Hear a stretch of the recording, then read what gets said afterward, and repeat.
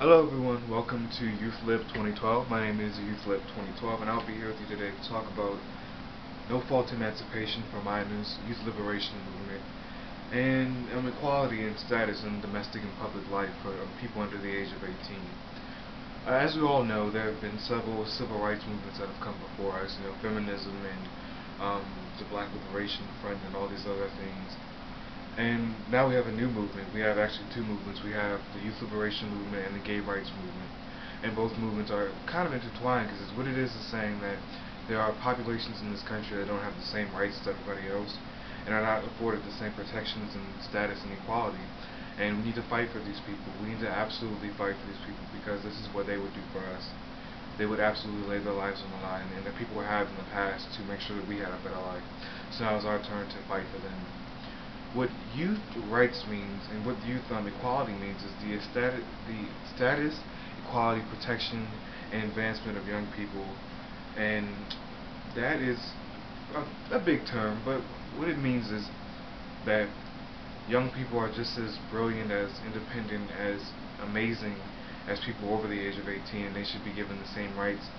And we're going to talk about some of those rights. One of the things we want to talk about is corporal punishment and no fault emancipation. And actually, I think I'll start with no fault emancipation because that's more relevant. Emancipation for a minor is the termination of a relationship between a parent and a child. And what this does for that child is it allows him to have a better life, and there's so many opportunities out there for the emancipated youth. One of the economic reasons is you get more money for college when you file for FAFSA. You get actually a lot more money. But also there's a social and emotional reasons too. People who come from abusive homes like I was, they often feel they have low self-esteem. They can be physically abused. I wasn't, but they could be physically abused, and they shouldn't have to tolerate this. You shouldn't have to tolerate this. No one should ever have to tolerate being hit on or being talked down to or anything of that sort. And parenting has been this branch, parenting and traditional values has been a way to undermine youth rights, and it's been a way to condone abuse by saying, oh, this is the way it's done, oh, she really loves her son, she didn't mean to do that, or oh, he was only in her room because he was reading her a bedtime story at 3 o'clock in the morning. And well, they know what's best for their children. No, they don't, and they've proven, parents have proven over and over again through the time of history that they don't know what's best for their children. And many young people have definitely shown that they are more mature and more capable of handling their own lives, and they don't need anybody else to manage it for them. So what no-fault emancipation is, it's like no-fault divorce for women. Women in the 1970s and through the 1980s gained no-fault divorce, which allowed them to sever their relationships, and men too, to sever their relationships and have their own lives. And what's what no-fault emancipation is? There already is emancipation now, but it's very hard. I mean, you have to prove like extreme abuse, which is completely wrong. I mean, if you don't want this relationship to continue, just end it. You should be allowed to end it. So what no fault emancipation really is, it's the termination of the relationship. It's saying that, look, I know you gave birth to me, but that doesn't give you the right to treat me this way, so I'm going to end this relationship and start my own way. And some people might be saying, oh my gosh, what does the young person do? How do they start a life? Well, that's why we have this system called child support. But instead of sending the child support to another parent, another adult, where they regulate the money, the child, the young person, gets the child support money for themselves. They get to control their own money and support themselves till they're 18, in which they can go to college, on federal grant money, which they'll get more of because they're emancipated. Yeah, that's no fault emancipation. We're hoping to enact that in Maryland, where I am now. I'm going to champion for that, and I hope you all will join me in your states as well to champion for youth rights. Another thing we want to talk about is corporal punishment, and we should stop calling it corporal punishment. In 2012, we really need to start calling it domestic violence against young people, against children. That's really what it is. It's inflicting pain on somebody in an effort to teach them a lesson. And it's not new, actually. If you don't know what that, if you just say, well, what's wrong with that? Well, back in the day, time passed, a husband could hit his wife, and that was considered training. Men needed to train a woman on what to do.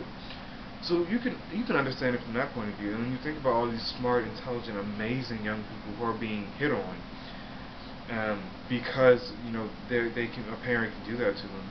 Just think about how wrong that is and how terrible it is for somebody to be hit on. I know I would never want anybody to hit me, because if you hit me, I'm hitting you right back. I'm going to defend myself, but young people don't have the right in this relationship they have with their parents. The parents hit them, belittle them, talk down to them, treat them terribly, and they're just supposed to take it. Because, after all, there's horrible expression we have where, like, your parents they take care of you, you owe them something. You don't owe anybody anything. The only person you owe is yourself and other young people. These are the people you're responsible for. Your little sister, your nephew, your cousins. These are the people you're really responsible for, and your friends. So yeah, so that's what corporal punishment is. It's really just domestic violence. And in Maryland, what I'm trying to do is set up the first domestic violence shelter for young people. A place where young people can come, in Baltimore, Prince George's County, where they're being abused by their parents, and they can come, and we call Child Protective Services. We set them up with living arrangements if they need that. We to make sure that they're taken care of outside of their parents, because what we really want to do is remove that power from the parent, where they have the authority to do whatever they want to their children. That's really the goal of this movement. It's insane. It's absolutely insane. And some of you may come from middle class households where life is pretty dandy or something like that. But for the kids who do fight these invisible wars, it's very challenging. I fought one myself, and I'm still going to be fighting one to the day I die for all young people. And yeah, that's youth rights right there. I don't want to overload you with so much information, but that's really what youth rights is. It's the basic equality for young people.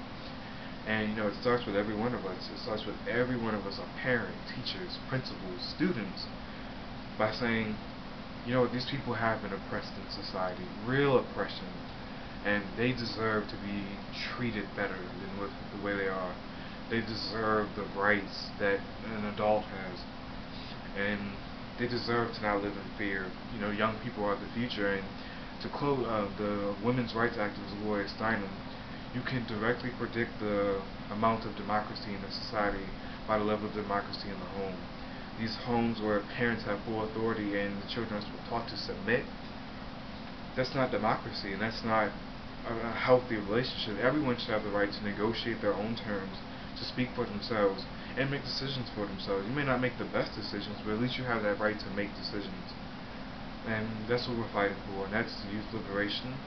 And once again, my name is Youth Live 2012 on this Sunday afternoon. And I'll have more videos for you, but this is just the first one.